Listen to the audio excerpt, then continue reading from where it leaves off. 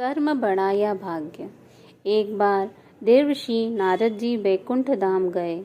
वहाँ उन्होंने भगवान विष्णु को नमन किया। नारद जी ने श्री हरि जी से कहा, प्रभु, पृथ्वी पर अब आपका प्रभाव कम हो रहा है। धर्म पर चलने वालों को कोई अच्छा फल नहीं मिल रहा। जो पाप कर रहे हैं उनका भला हो रहा है। तब श्री हरि जी ने कहा, ऐसा नहीं है देवर्षि, जो भी हो रहा है सब नियति के जरिए हो रहा है। नारद बोले, मैं तो देख कर आ रहा हूँ, पापियों को अच्छा फल मिल रहा है और भला करने वाले, धर्म के रास्ते पर चलने वाले लोगों को बुरा फल मिल रहा है। भगवान ने कहा, कोई ऐसी घटना बताओ। नारद ने कहा, अभी मैं एक जंगल से आ रहा हूँ। वहाँ एक गाय दलदल में फंसी हुई थी।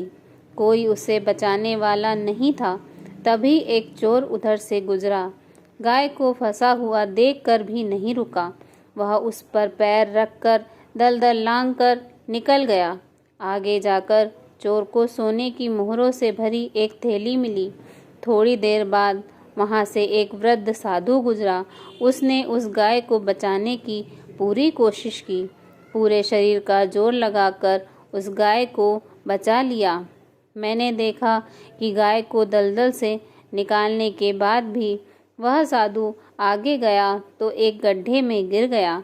प्रभु, बताइए यह कौन सा न्याय हुआ? नारद जी की बातें सुन लेने के बाद प्रभु बोले, यह सही ही हुआ। जो चोर गाय पर पैर रखकर भाग गया था, उसकी किस्मत में तो खजाना था, लेकिन उसके इस पाप के कारण उसे केवल कुछ मोहरें ही मिली। वहीं साधु को गड्ढे में इसलिए गिरना पड़ा क्योंकि उसके भाग्य में मृत्यु लिखी थी। गाय को बचाने के कारण उसके पुण्य बढ़ गए और उसकी मृत्यु एक छोटी सी चोट में बदल गई। इंसान के कर्म से उसका भाग्य तय होता है। ये कहानी हमें यह शिक्षा देती है कि इंसान को कर्म करते रहना चाहिए, क्योंकि कर्म से भाग्य बदला जा सकता है। धन्यवाद।